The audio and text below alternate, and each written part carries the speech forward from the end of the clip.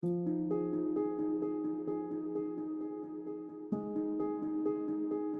thinking about the racial and income inequities that exist, I think like with most things in this country, it's often, well, that's good enough for them. And it's time for folks to demonstrate that they value early childhood education. The early care and education workforce is undervalued because of a history of discrimination. The early care and education workforce is overwhelmingly women, and here in New York City especially, it is overwhelmingly women of color.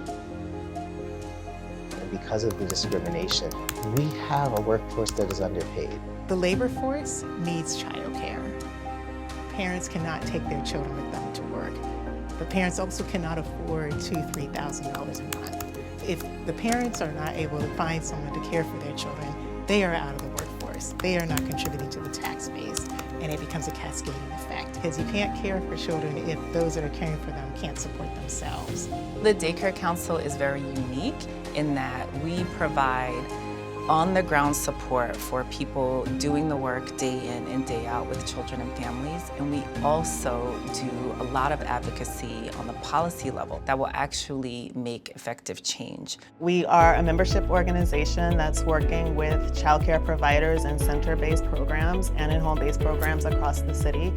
And then we connect New York City families to programs and help them access those services. We have fought to increase wages for the early childhood workforce. We've gotten the largest New York State investment in early childhood education in the state's history, and we've made it easier for families to find the child care providers that meet their needs.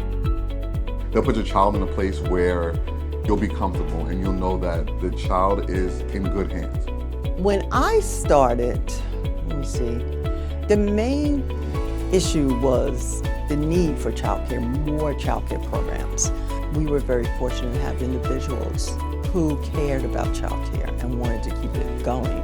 I've been in childcare for 40 years. The Daycare Council has supported me for that long. They provided resources for the community, the school.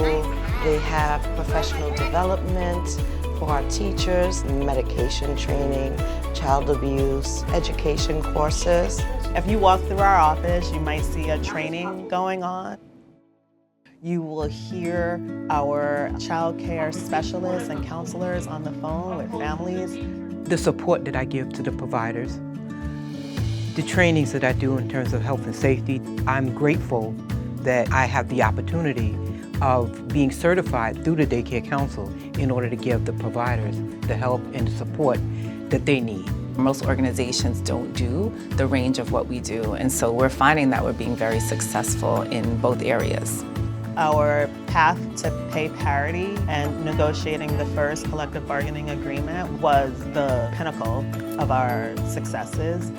In one famous study, we found returns of investment of 7 to 15 on every dollar invested in childcare. We need to continue to make these investments to ensure that parents can fully participate in the economy. They should support the Daycare Council because we always should think about nonprofits in this city who really give of themselves, really keep the legacy going, are serious about the programs that are offered. And the Daycare Council has proven itself all these years. We want to ensure that regardless of your zip code, regardless of the family that you're born into, regardless of your family's income, that children have access to high quality care. New York City should be proud of the fact that when it comes to childcare, it is an important service for families. I don't think there's any other place in the country where families can send their children to a high-quality child care program for free.